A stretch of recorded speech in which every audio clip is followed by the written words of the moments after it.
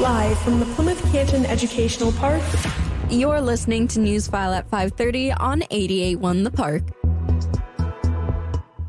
I'm Elizabeth, and in tonight's news, a new center for veterans at Schoolcraft College and holiday shopping at the Village Potters Guild.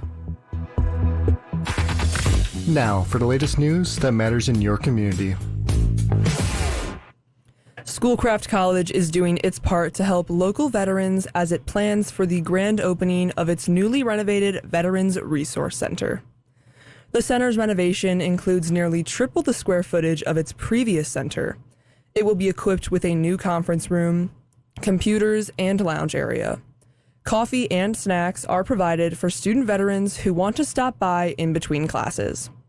Director of the Veterans Resource Center, Brent Landau, says that the new center will bridge the gap between the military and college life for incoming student veterans. It's a way to help student veterans connect with different agencies just so that they're well prepared to start going from military life to civilian life, which for a lot can be a huge adjustment when they're always instructed by military of what to do and how to do things and when to do them, and now they come to college and they've got 1,000,001 options.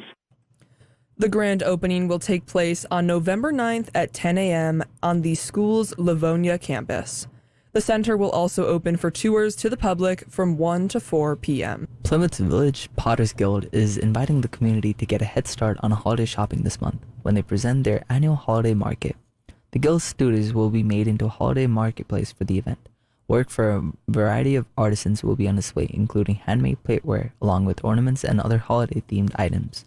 As a new feature this year, the Guild will also offer fine art, such as paintings and jewelry. Village Potters Guild member Emily Darrow says the holiday market is also a great way to support smaller artists. It not only helps us, but it helps other artists in other mediums, and it really gets people in the mindset of supporting small local businesses versus just giving their money to big box stores and stuff for holiday gifts. So it is a great opportunity for everyone. The holiday market will be open on November 17th and 18th from 10 a.m. to 6 p.m. and the 19th from 10 to 3 p.m. at the Guild Studios on Main Street in Plymouth. For more information, visit PlymouthVillagePottersGuild.org. President Trump's testimony in his fraud trial tops our look at world and national news tonight. There was more courtroom drama in Manhattan today as former President Trump took the witness stand at his civil fraud trial. Trump quickly drew warnings from the judge in the case for making political statements, attacking lawyers and court staff, and not directly answering questions. The judge called on Trump's lawyers to control their client. The White House expects more humanitarian aid to flow into Gaza within days. Secretary of State Antony Blinken met with his Turkish counterpart, Ankara, today to discuss efforts to expand aid to the Gaza Strip. Blinken is touring the region to try and ease tensions over the war. He made stops in Baghdad and the occupied West Bank. U.S. Congresswoman Rashida Tlaib is responding to those calling for her to apologize for a recent social media post. Over the weekend, Tlaib shared a video of a crowd of demonstrators in her district chanting "From the river to the sea," referring to the Jordan River and Mediterranean Sea. Tlaib says it's a call for freedom, while Representative Alyssa Slotkin, who is Jewish, denounced the post and called for Tlaib to apologize. State Senator Jeremy Moss of Southfield said Hamas uses that phrase as a rallying cry to kill the Jewish people. Senators from Maine are demanding answers from the Army after a reservist killed 18 people in Maine last month. Senators Susan Collins and Angus King sent a letter to the U.S. Army Inspector General asking about concerns Army personnel raised about Robert Card's mental health and actions taken in response. Card was a sergeant first class in the Army Reserves and had a history of mental illness before carrying out the shooting in Lewiston. For Newsfile at 5:30, I'm Elizabeth. Your look at campus news is next. Your place for Plymouth Canton Community Schools updates. It's Campus News. In Campus News, you've tuned in to 81 The Park's annual Thanks for Giving pledge drive.